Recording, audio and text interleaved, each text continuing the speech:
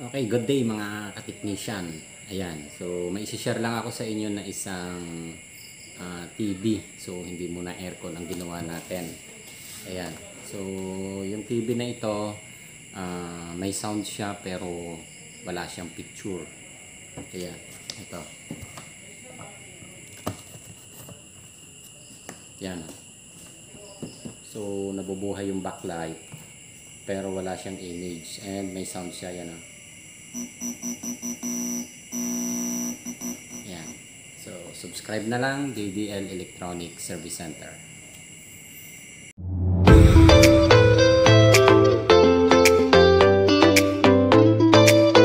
Okay, so ito yung unit na actually galing na daw ito ng service center. Yan, LG. Wala siyang picture pero kung mapapansin nyo nabubuhay yung backlight niya. Yan, nabubuhay yung backlight pero wala siyang image, so walang picture. Pero yung sounds meron siya. And hinatulan na daw ito ng panel. So medyo mahal kung papalitan ng panel. And ang estimated parang nasa 10,000 daw ang estimate. Medyo malaki naman yung unit. And ayan. So i-try lang natin kung kakayahin natin i-repair. And buksan ko muna.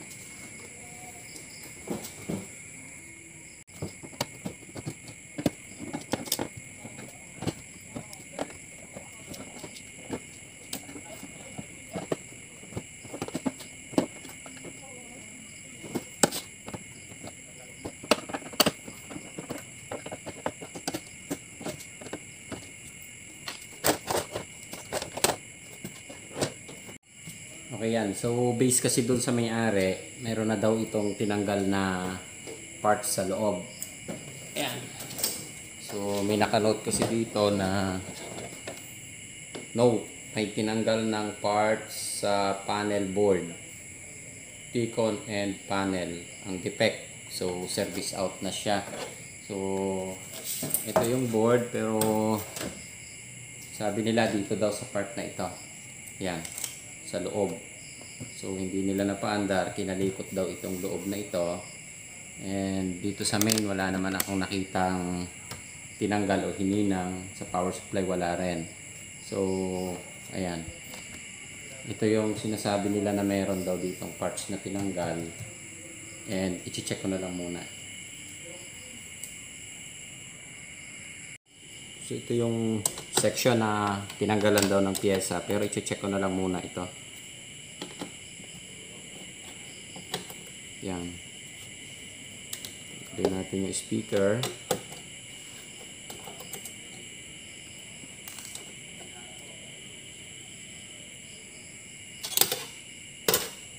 Ayan.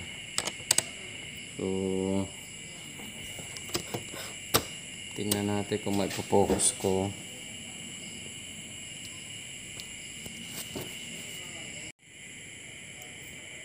Ayan, so ito yung section na tinanggalan ng parts.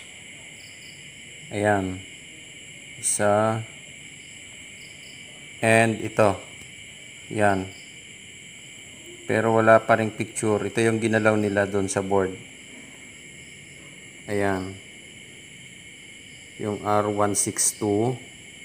Tinanggal yung resistor. And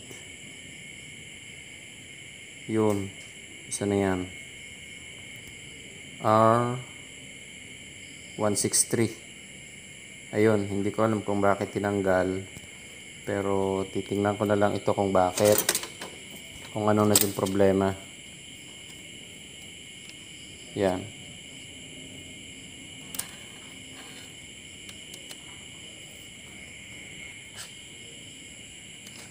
Yan.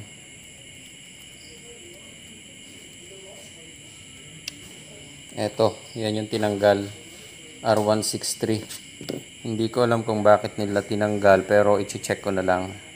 Ayan, so sa mga ganitong problema kasi, katulad nito, tinanggalan na ng parts. And hindi pa rin lumalabas yung picture, pero kailangan nating mag-voltage check para sigurado tayo kung ano yung naging problema. So dito natin ipapasok yung mga pinagbabawal na techniques natin. Okay? So yan yung gagawin ko muna. Tatanggalin ko muna yung ribbon wire dito. Ito. And titingnan natin kung ano yung magiging epekto sa board. Ay sa ating screen. Ayan. So tinanggal ko muna itong isang panel na ito. Yung ribbon wire. Ayan. So subukan kong paandarin kung ano yung lalabas. Ayan. Pagkita natin ang cord. So yan, try kong isaksak muna. Tingnan natin kung ano yung lalabas sa image. So ayan, nahati siya pero hindi pa rin lumabas yung picture. And ayan. Ayan. So ibabalik ko lang muna ulit and titingnan ko yung kabila.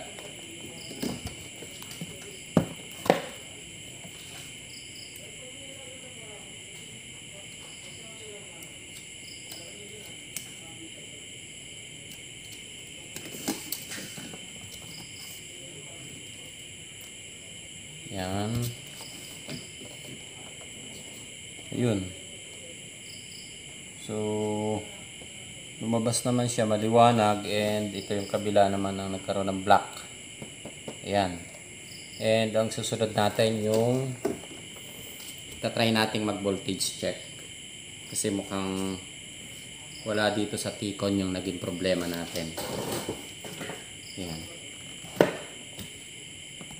And ipo-focus ko lang yung pinaka-T-con para makita nyo yung voltage kung paano natin i-check yung voltage ng T-con natin. Okay? So ipo-focus ko yung camera.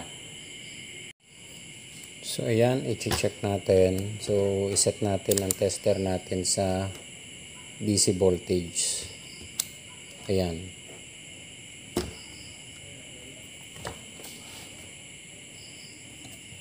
Okay. Ayan, so naka DC voltage tayo and i-check natin yung supply ng T-con.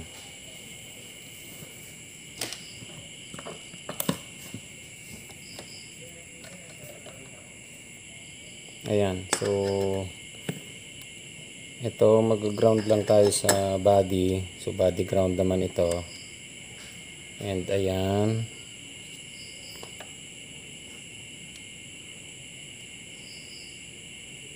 So ito yung ayan yung isang supply. So wala tayong supply na nakukuha dito.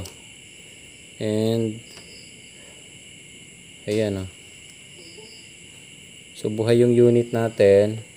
Wala tayong supply na nakukuha pero meron siyang ayan yung supply ng ating T-con. Meron tayo. Ayan 13.2. Ayan. Okay, so meron tayo doon pero wala tayo ditong supply. So dapat meron tayong negative 5 and 28 volts. So wala tayong nakukuha. So ayan, tanggalin ko muna.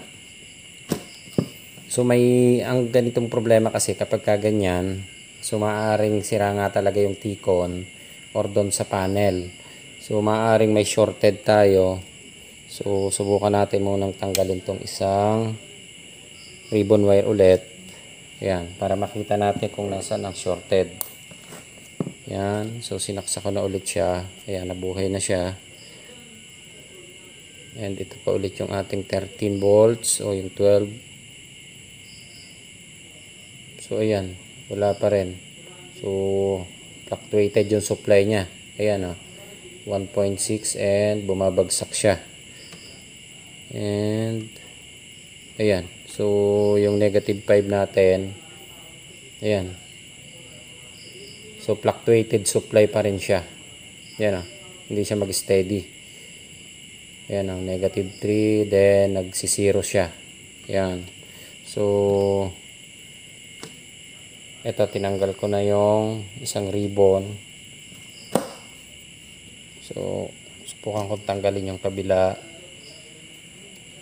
and ibabalik ko tong isa.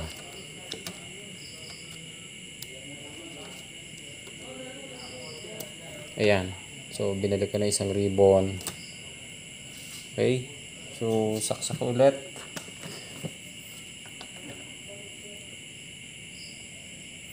And ayan. So, ito yung 13 natin. Ayan. O yung 12 volts kadalasan yan, pero 13 yung nasusukat natin. Ayan. So 13 volts ang supply ng T-Con. And ito yung nawawala. Ayan. Meron na siya. So may nakuha na tayong 28 volts. And yung isa. Ayan. So nakuha na natin yung 28 and yung negative 5 volts. Yan. 0.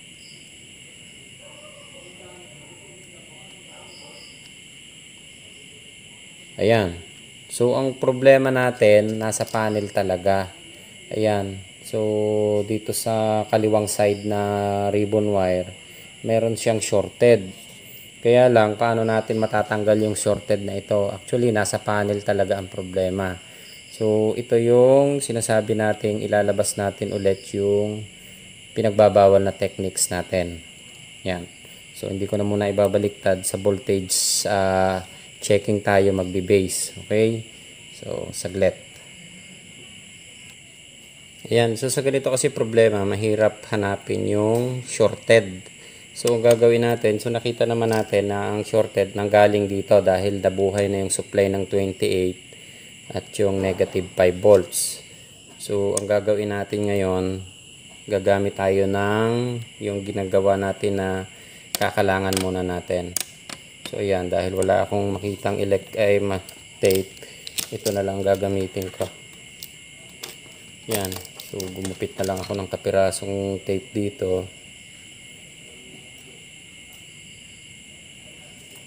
And ito yung gagamitin natin. Ayan. So, gumupit lang ako ng ganito kalapad na, actually tape din to yung tinanggalan ko. Ayan. Tingnan natin ulit.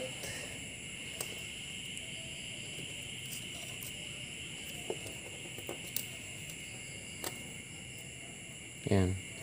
So, medyo maliit kasi yung mga linya. Hindi ko gaanong masundan. So, ang gagawin ko, kakapain na lang muna natin. So, dito. Tingnan natin muna dito sa kabilang side na ito. Yan.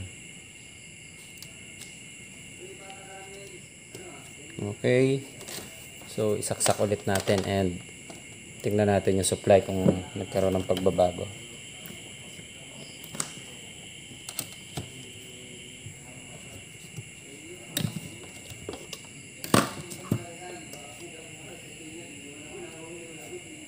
So, ito ulit yung ating supply na 13. And ayun, patay pa rin yung supply natin. Yung ating negative 5.7. So, patay pa rin yung supply natin.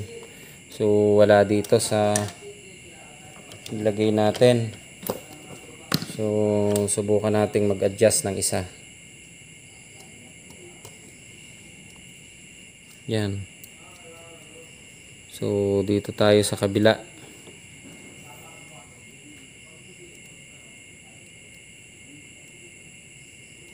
Yan.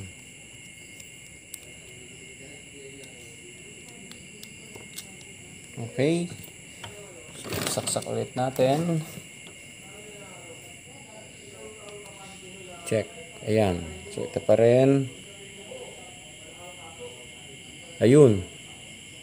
So, nabuhay yung ating 28 volts. And ayan, yung negative 5 natin. So, buhay na ang unit natin. So, tingnan natin kung ano yung lumabas sa picture. Okay. So, tanggalin ko yung ating tester.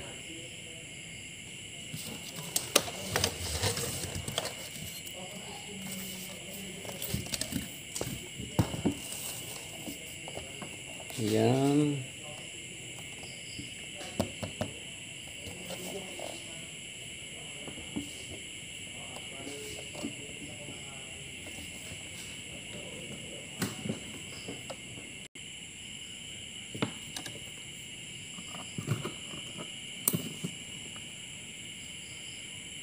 So ayan, nabuhay yung unit natin. Ayan. So nag-on. Susubukan ko lang kabitan ng input.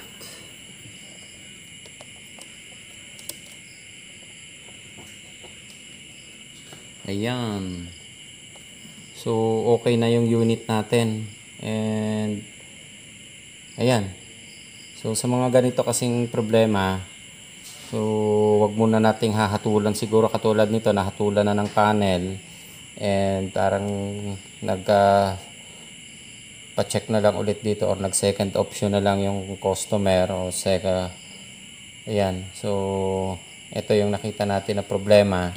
So nagkaroon ng shorted ang pinaka panel natin. Ayan. So check natin. So ayan, balikan ko ulit ha.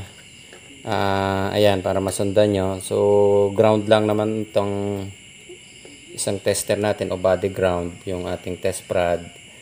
And ang tester natin nakaset sa DC. And ayan, saksak natin.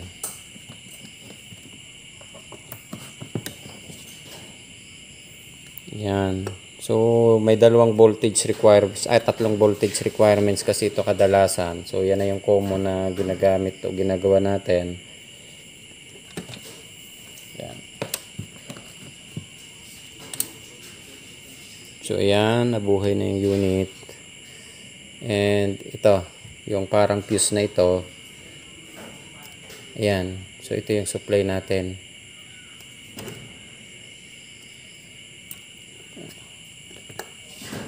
Ayan. So buhay yung unit. Yan. Okay. Ayan. Ito yung parang fuse na ito. Yan. So fuse pala talagang tawag dito. Yan. Yung 13.1 nato 13 volts natin. And yung isa na nawawalang voltahe kanina. Yan. Ito.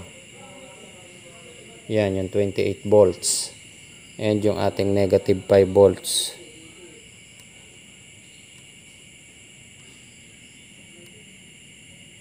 Yan. Negative 5 volts. Okay. So, yan yung kadalasang requirements ng ating T-con board. So, dapat may negative tayo. And meron tayo nitong 28 and yung pinaka main supply ng ating T-con. Yan. So kung meron tayo niyan, maaaring buo yung T-con natin and katulad nitong naging problema na ito. So bumagsak or nawala yung supply natin dahil nagkaroon ng short yung ating pinaka panel doon sa pinakaloob niya. So yan lang yung option na pwede natin gawin, yung kinakalangan natin or pinapatay natin yung line na nagkaroon ng shorted. Ayan. So natsambahan naman natin and nasaktuhan natin yung line and okay naman yung picture. So observe ko na lang. So babalikan ko kayo, ipipix ko lang ng maayos yung unit. Ayan. Para makita natin ng maayos yung picture. Okay.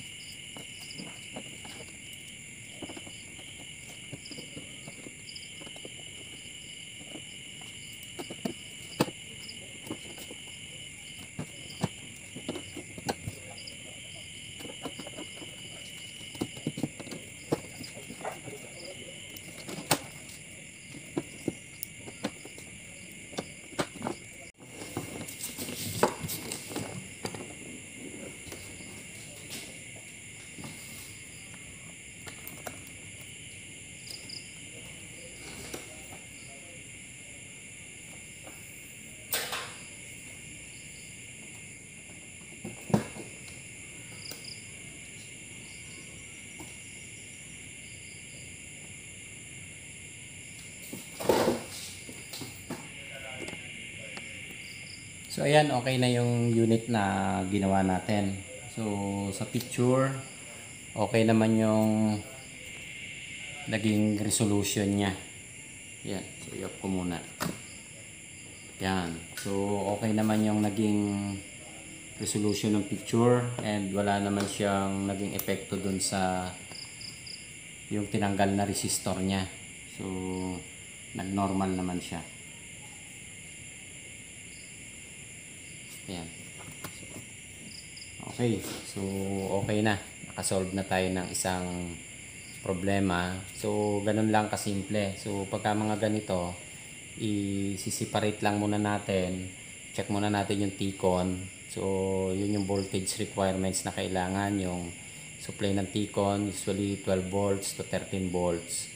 And yung supply na 28 and yung negative 5 volts natin. So, yun yung tatlong requirements voltage na kadalasan na kailangan ng ating T-con. So, ayun. Medyo nakita naman natin yung problema na nagkaroon ng short doon sa pinaka-panel natin. And nakuha pa siya doon sa sinasabi nating pinagbabawal na techniques. Yun. So, kinalangan na lang muna natin. And lumabas naman ang normal yung picture. So, ayan.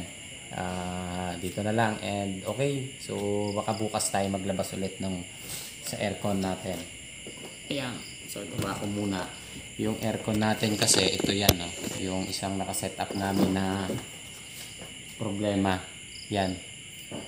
So, nasolve na namin ang problema ng F5 error na ito. And, meron pa siyang problema na after 10 minutes, namamatay ang compressor and yung pan motor niya. And, babalik ulit siya after 5 to 7 minutes. Mabubuhay ulit siya. Pero wala siyang error na inilalabas.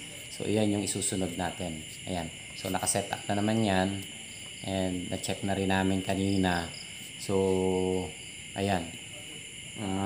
Ito na lang yung gagawin nating challenge dun sa mga master natin. Kung ano yung problema ng ating unit. So, comment na lang po para masolve natin yung problema nitong, ayan, yung 3 HP na Collie na ito.